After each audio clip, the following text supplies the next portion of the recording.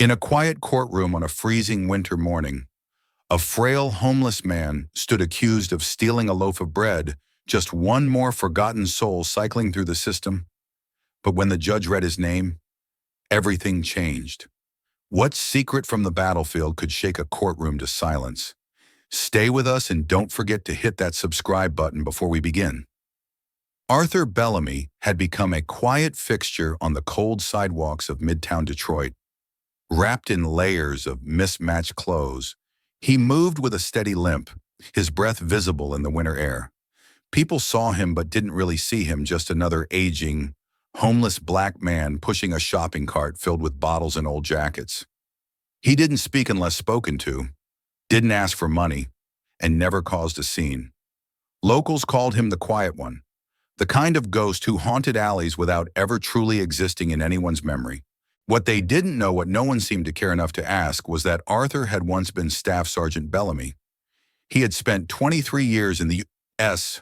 Army, mostly in logistics, making sure that the right supplies got to the right people at the right time. He'd served in Iraq, in Kuwait, in Afghanistan.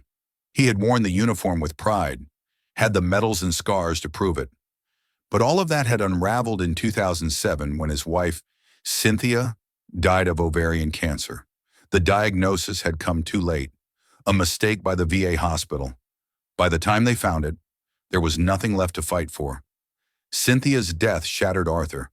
He rejected every offer of help from family, sold their modest home in Cleveland, and donated the entire sum to a children's cancer research foundation, his final gesture of love in her name.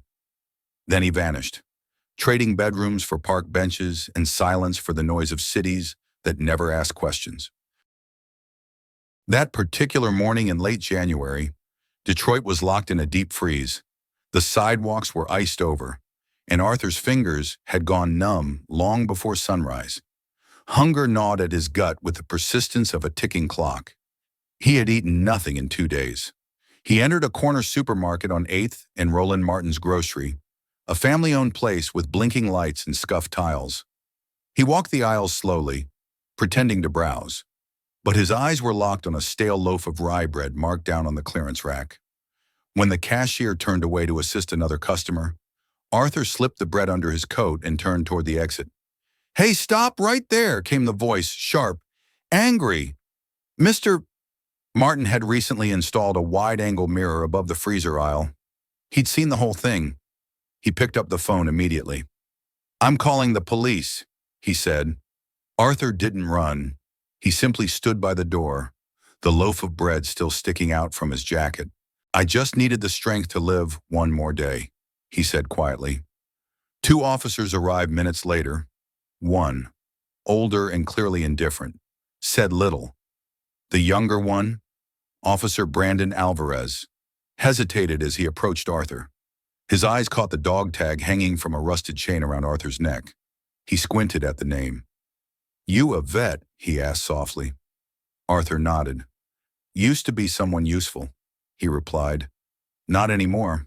"I'm sorry," Alvarez said. "Store owner's pressing charges. We have to take you in." He clicked the cuffs around Arthur's thin wrist gently, almost regretfully. The handcuffs clicked shut, and Officer Alvarez led Arthur out into the frigid morning light. The loaf of rye bread, now evidence in a petty theft case, sat alone on the supermarket counter. Arthur didn't speak on the ride to the precinct. He didn't need to.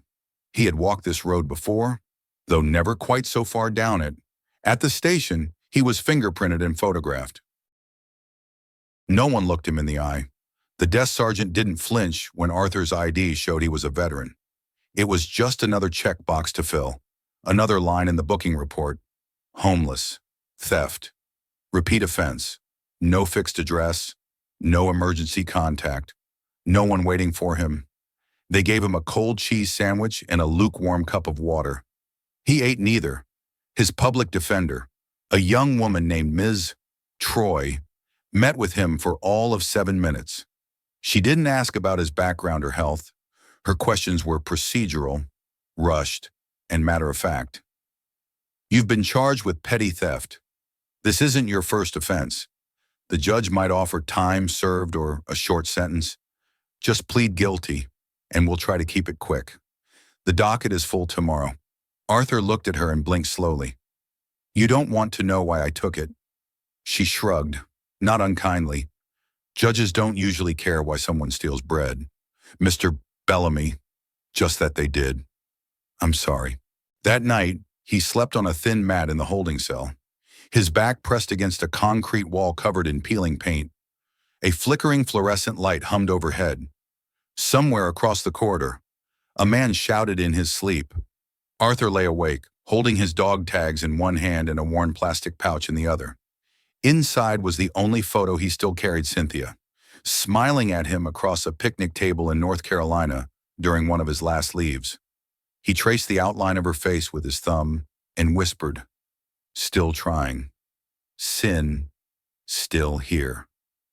The following morning, they walked him into courtroom 3B at the Detroit Municipal Courthouse.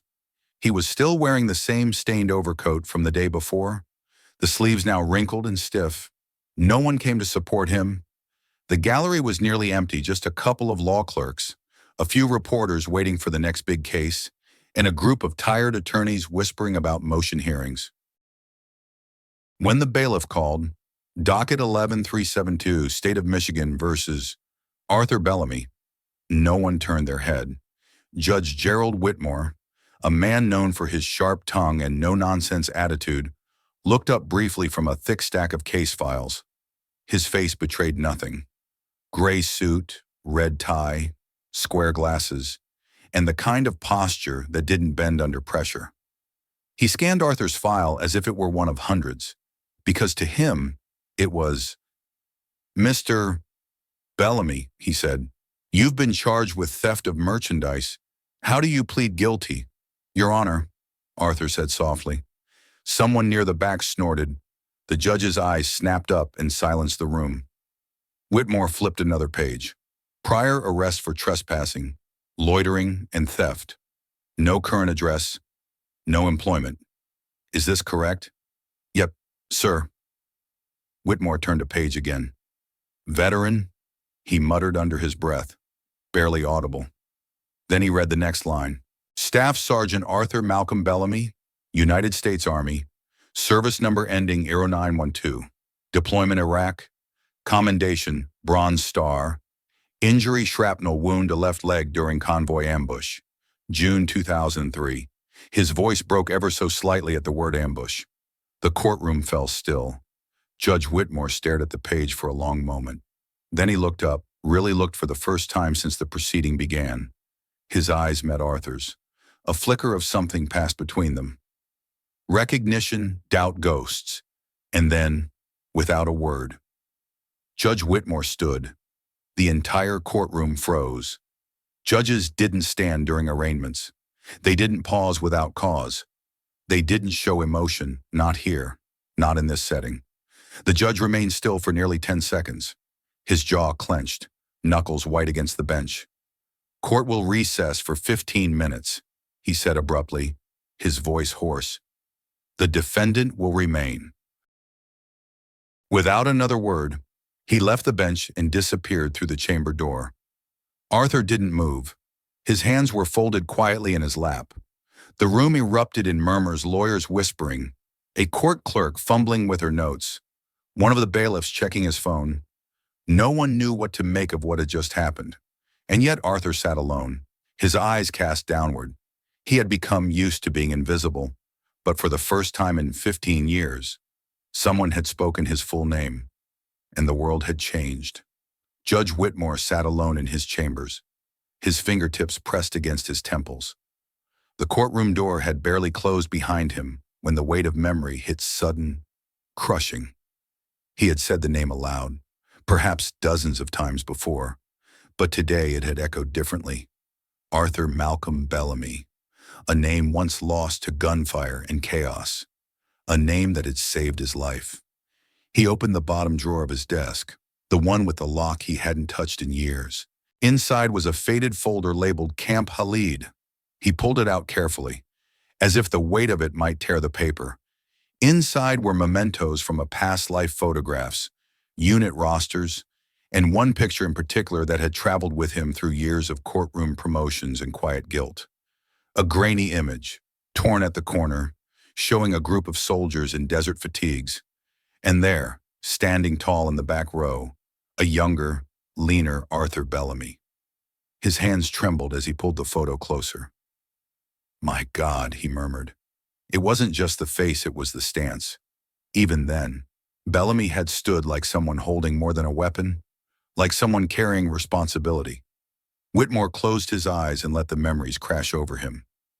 Summer, 2003. The desert was blistering. Their convoy had been ambushed near Tikrit. Smoke, blood, screaming radios. As a medic, Whitmore had been tending to a wounded private when the explosion hit. He never saw the RPG that slammed into the rear truck. Just heat, dust, and a sudden, burning silence.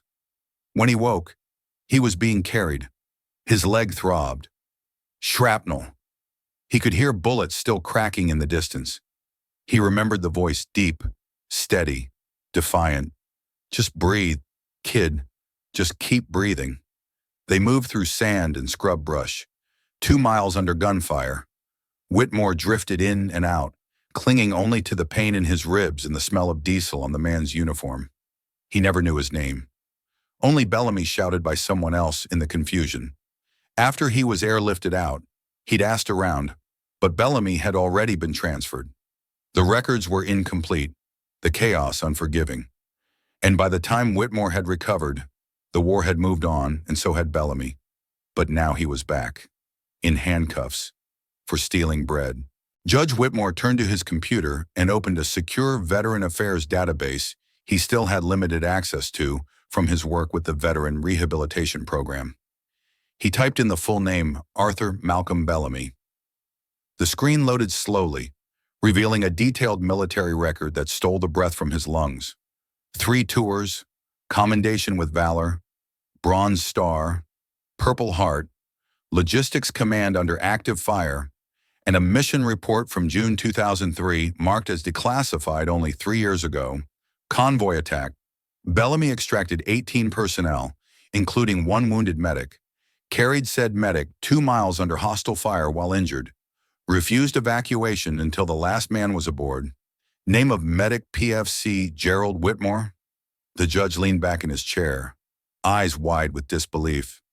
The man he had spent 2 decades wondering about, the one who had vanished into military lore, was sitting in his courtroom wearing a tattered coat and a charge sheet for $1.89 worth of bread. He reached again into the folder and pulled out a smaller envelope, one he hadn't opened in years. Inside was a letter he had written, addressed to Staff Sergeant Bellamy, that he never had the chance to send. He'd carried it for years through every milestone of his legal career. Gerald's hand hovered over his phone before he finally picked it up. "Operator, connect me to Fort Adams. Office of Colonel Thomas Reed," he said. A pause, then a click. "This is Reed. Colonel Reed," Whitmore said, voice shaky. "This is Judge Gerald Whitmore. I need a moment of your time." "Judge Whitmore, long time." "What's going on?" "I found him." "Found who?" "The man who carried me out of Fallujah. Arthur Bellamy." Dead silence. Then the colonel replied, "We're in my courtroom, facing petty theft charges." "Jesus, I need confirmation. Full military file.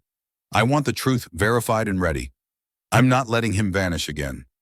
I'll be there by morning." Whitmore set the phone down slowly. The silence of his chambers now felt cavernous.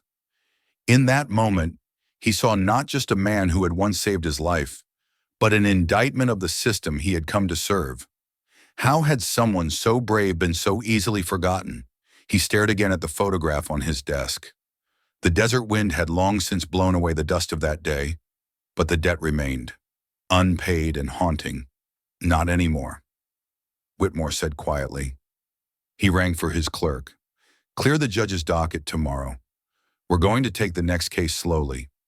Then he returned to the courtroom, the photograph in hand. This time, he didn't see a homeless thief in front of him. He saw a brother in arms. The photograph lay on the judge's bench as the courtroom doors opened the following morning. Judge Whitmore had barely slept. Neither had Arthur Bellamy, who was led in from the holding cells with no idea of the storm quietly gathering around his name. Gone was the rushed, indifferent public defender from the day before. In her place stood a composed, gray-haired attorney with polished shoes and a briefcase that looked more expensive than everything Arthur owned. "Richard Harlow," the man said, offering a firm handshake as Arthur took his seat. "Veterans Legal Defense Alliance? Someone called in a favor on your behalf." Arthur furrowed his brow. Who Harlow simply nodded toward the bench. "Let's just say, someone who remembers." But the room itself offered the biggest surprise. Unlike the day before, when Arthur's hearing had passed in near silence, the courtroom now buzzed with tension. Every seat in the gallery was filled with reporters, off-duty soldiers, local veterans, curious citizens. 3 uniformed military officers sat in the front row, their medals catching the light. A photographer from the Detroit Times sat in the back, his lens trained on the defendant's table. Arthur turned to Harlow. "What's happening?" "The world's waking up," the lawyer replied softly. "All rise," the bailiff announced. Judge Whitmore entered, robes pressed, expression unreadable. But his eyes lingered on Arthur just a beat longer than protocol dictated. "The court will resume proceedings in the case of the state of Michigan versus Mr. Arthur Bellamy," he said. "However, before we proceed, the court will hear testimony relevant to the defendant's background, which may significantly impact this case." There was a collective murmur across the room. Colonel Thomas Reed, still broad-shouldered despite his age, took the witness stand. His uniform was immaculate, his words practiced but filled with unshakable respect. "I served alongside Staff Sergeant Bellamy in the 212th Forward Logistics Battalion. In June of 2003, our convoy was ambushed outside of Detroit. Multiple vehicles hit, casualties piling up. Bellamy, despite sustaining injuries, extracted 18 wounded men, drove a burning supply vehicle away from the others, and carried a medic 2 miles to safety under continuous fire." He turned toward Arthur, eyes hard with pride. "That medic was Private Gerald Whitmore. He is now your honor." A wave of gas filled the courtroom. Even the stenographer paused mid-keystroke. Judge Whitmore removed his glasses. His expression softened something raw beneath the authority. "I didn't know until yesterday. I never knew his name. But he carried me when I couldn't walk. He stayed with me when everyone else was gone." Colonel Reed continued, producing a folder. "We've also discovered a systemic administrative error. In 2008, following a VA database migration, Sergeant Bellamy's benefit records were misfiled. He stopped receiving monthly payments of $1,375 over 15 years. That totals more than $247,000 in unpaid benefits." The prosecutor stood slowly. "Your Honor, while the defendant's record is admirable," Reed cut him off, firm but respectful. "This isn't admiration, it's fact.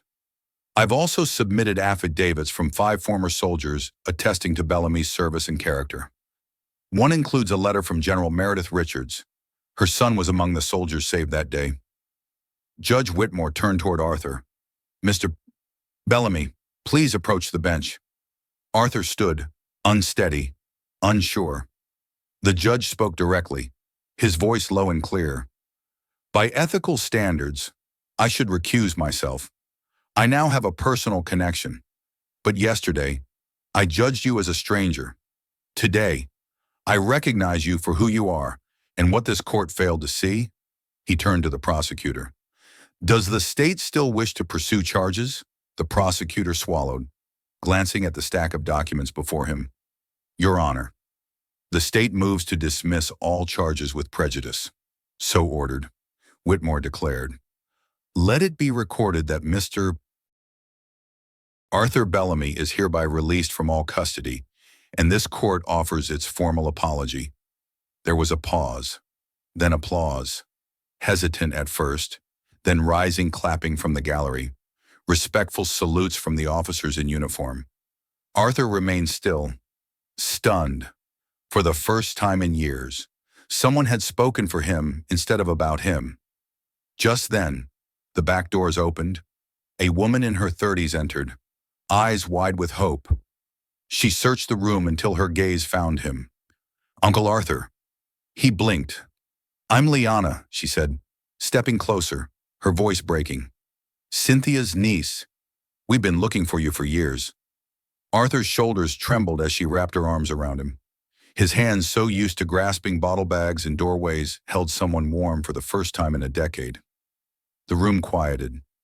Judge Whitmore watched silently, his own eyes glassy. A part of his past had walked through his courtroom door, not seeking revenge, but redemption. Later that day, as Arthur stepped out into the sunlight, flanked by Colonel Reed and his new attorney, the press swarmed. Headlines were already appearing: "Veteran once forgotten, now honored." The photo of Arthur carrying a medic in Iraq resurfaced online, now paired with his mugshot, but in the crowd, Mr. Lawson, the grocery store owner, pushed forward, visibly shaken. "I didn't know," he stammered. "I saw a thief. Not this." Arthur didn't speak. He simply nodded, eyes tired, but peaceful. For the first time in years, the world had remembered his name, and it echoed not with shame, but with honor. Outside the courthouse, Arthur Bellamy stood motionless in the sunlight, still absorbing the weight of a world that had, after so many years, finally turned to face him. The hug from Liana, the dismissal of the charges, the applause, it all felt surreal, like waking from a long, cold sleep. But the world around him had not paused.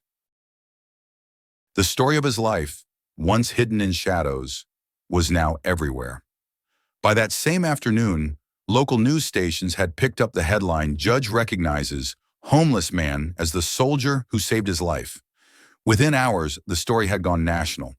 Cable news panels debated the state of veteran affairs. Podcasts broke down the moment Judge Whitmore stood in court, visibly shaken. Social media overflowed with commentary, disbelief, admiration, and outrage. Photos began circulating rapidly. Arthur in military uniform during a humanitarian mission in Iraq, cradling a wounded child. Arthur asleep on a Detroit sidewalk with his shopping cart close by. Arthur being led into court in cuffs, and then Arthur walking free, saluted by men who wore the same ribbons he once had. The contrast stung, seared into the minds of viewers everywhere. "Why did it take this long?" one commentator asked during a televised segment. "What does it say about our country that a war hero had to steal bread to survive?" The public's reaction was swift and powerful. Hashtags like "Remember Bellamy" and "Justice for Vets" trended across platforms. Thousands of Americans shared similar stories: uncles, neighbors, or family friends who had served but fallen through the cracks. The Department of Veterans Affairs, now under enormous pressure, announced an internal audit of all benefit terminations from the past 20 years. Within 72 hours, a bipartisan group of lawmakers held a press conference. They introduced the Bellamy Review Act, proposing a nationwide investigation into administrative failures that had wrongfully denied assistance to veterans. "This is not about politics," one senator said. "This is about dignity, about making sure we never again forget those who gave everything." Meanwhile, Arthur was transferred quietly to a residence in the Detroit Veterans Home, a modest but clean facility with private rooms, therapeutic programs, and on-site medical care. For the first time in 15 years, he slept in a bed that was his alone. He was assigned a social worker, began receiving PTSD treatment, and met weekly with a counselor who specialized in combat trauma. Liana visited often. They sat for hours catching up on decades lost. She told him how she'd scoured shelters and soup kitchens after Cynthia died, posting flyers, leaving messages with charities. "We never gave up on you," she whispered one night as they looked through old photos of Cynthia smiling beside a young Arthur in uniform. He was quiet, his hand resting on the edge of a frame. "I gave up on me," he replied. "But you didn't." Each day brought another thread of healing. One afternoon, a group of students from a nearby high school visited the home to hear Arthur speak. He told them not of medals or glory, but of hardship, silence, and learning how to ask for help. His honesty struck a chord, especially with the teenagers who had veterans in their own families.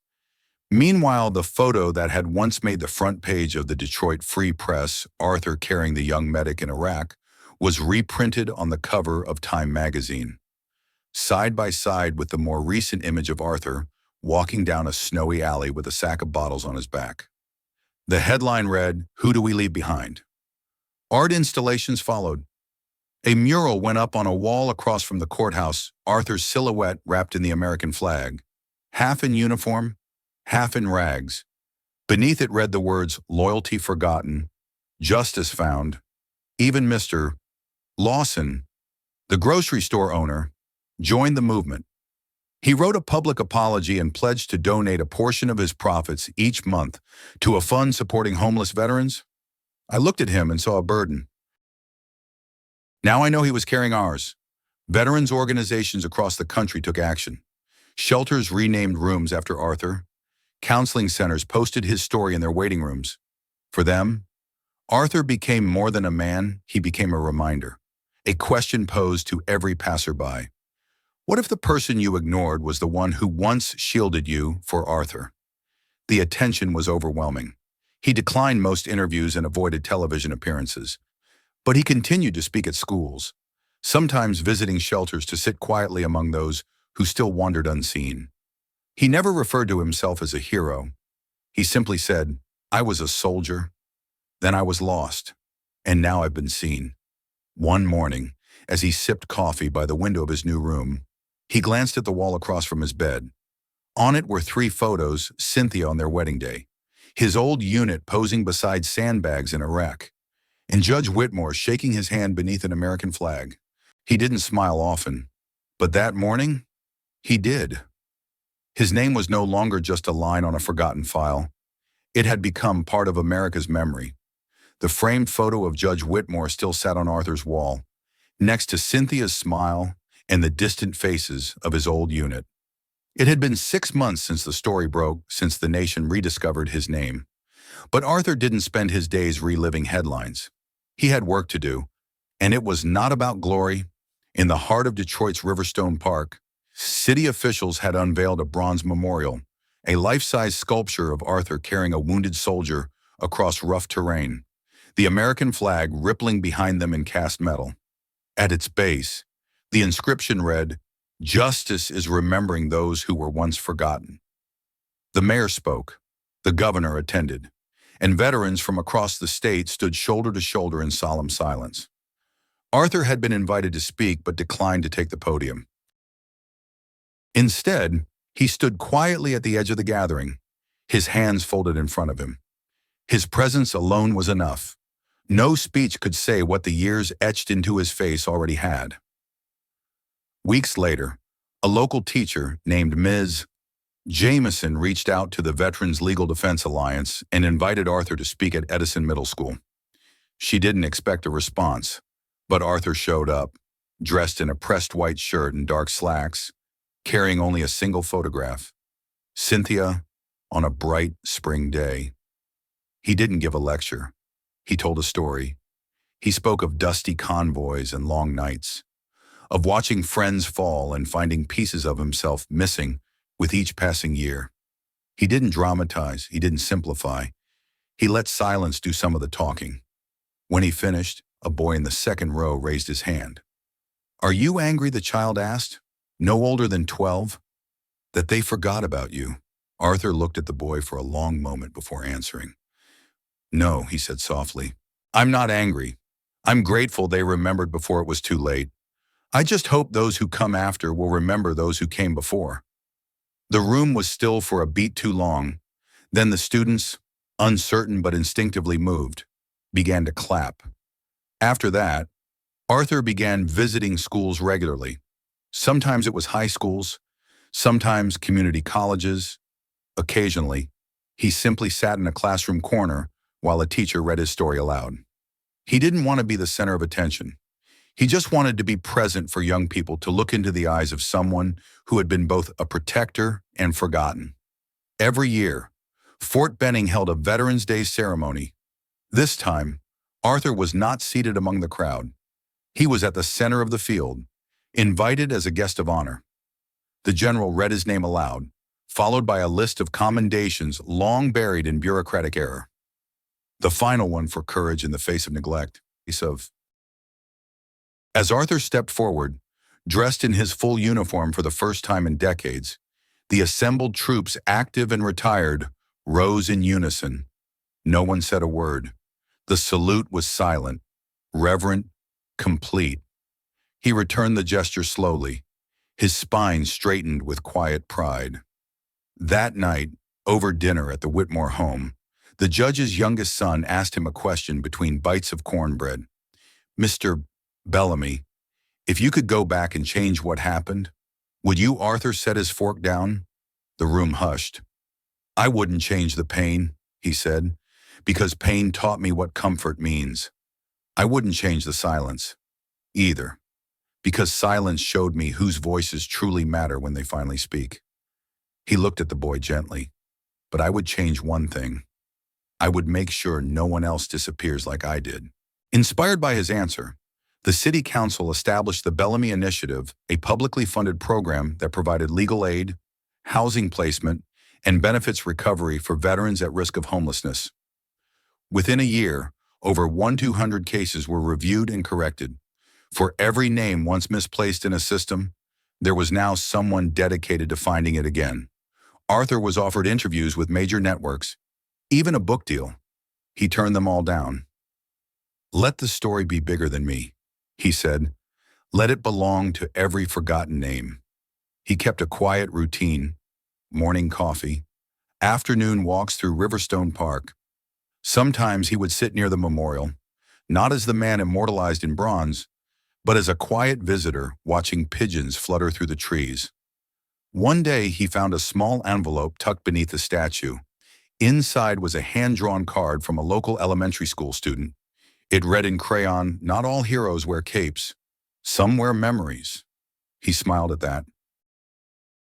Because it was true, and as he folded the card gently and tucked it into his coat pocket, he whispered the same words he once told a terrified young medic under fire.